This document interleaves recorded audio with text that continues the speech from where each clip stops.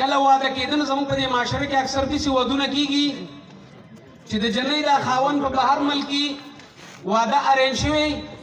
وایي میاشت یا 2 میاشتې بعد یا 3 میاشتې بعد دغه هلک را روان دی او هغه واده د پروګرام مطابق وشي. داسې د یوې پښتنې پیغلې واده شوی دی او هغه د هغه خاوند په کور ناسته ده او غالبا چې 14-15 کاله وشو او د هغې هغه خاوند لا نه دی راغلی او هغه د پښتو او د نکاح په هغه نوم باندې په هغه کور کې ناسته ده. زمونږ یو استاد پروفیسر عمران صاحب د دې واقعې نه لکه څنګه چې تاسو خبر شوئ داسې د هغه خبر شو او هغه د هغې سره په تصور کې یو څو خبرې کړي دي. دی وایي موږ د وډیګرام د دې غره په دې لمن کې ناست وو وایي ما وی ګلونه دي سپرلي ډېر دي ما وی ګلونه دي سپرلي ډېر دي او دی وی ازغي ډېر دي ما وی ګلونه دي د غر شین دی او دی وی دردونه دي پر هر شین دی او ما وی ګلونه کې دا باغ سمسور دی او دی وی د زړه په غوښو بل مې اور دی. دیو چونکې په غره کې ناسو وی ما وی د بیر او کرکنډي ګوره دی وی په خپو کې مې د اغنې ګوره ما وی د زر کې تاروګان ښکلي دي دی وی پنجرو کې بندیوان غلي دي ما وی ستا کور ته کړمار ګران دی دی وی په ژوند کې انتظار ګران دی ما وی دې ګټو کې جهان پروت دی. د وډیګرام د اثار قدیمي ته اشاره وکړه وی ما وی دې ګټو کې جهان پروت دی دی وی د زړه کندر مې وران پروت دی ما وی تاریخ د زوړ انسان پروت دی او دی وی کالبوت مې د جانان پروت دی. وی ګیر چاپیر د بجلی ستنې لګېدلې وې الله کرن پکې نه و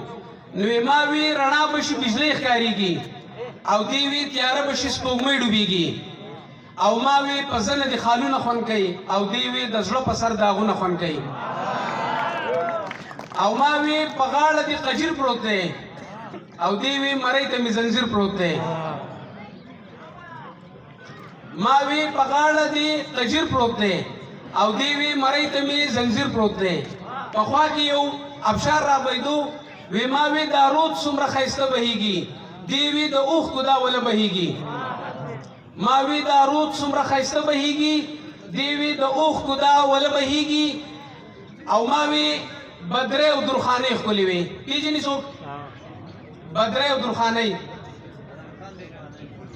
وی ما وی بدرې او درخانۍ ښکلې وې دی وی غمجنې په ارمان تللې وې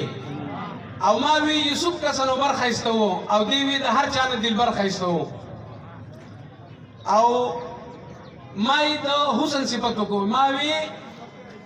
بلیږي د بجلی په شانې او دی وی سوځېږم د باټۍ په شانې مومبتي څنګه سوځي ویلې کېږي که نه وی ما وی بلیږي د بجلی په شانې او دی وی سوځېږم د باټۍ په شانې او ما وی ښایسته یې د ښاپېرو نه ډېره او دی وی تیره یم د تیرو نه ډېره ما وی غونچه یې د سرو ګلونو جوړه او دی وی ډانچه یم د زخمونو جوړه. نو وخت لږ و خبرې ډېرې وې بهرحال دا شاعر تپوس کوي وای ما وی دیوی د وډیګرام ښایسته وه او دی وی پري د نیموګرام ښایسته وه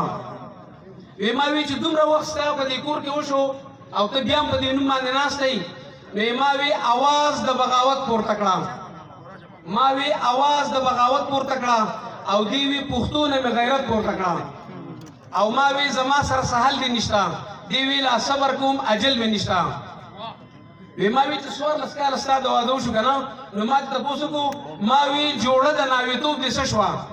ما وی جوړه د ناوېتوب دې څه شوه دی وی موږي ته د پرته زړه شوه او ما وی د سترګو نه رانجه دې څه شو او دی وی د اوښکو سره لاړو بشو پاخې کې ورته ما وی چې عمران ته څه خدمت ووایه او دی وی جانان ته مې قسمت ووایه. ډېره ډېره مننه شکریه.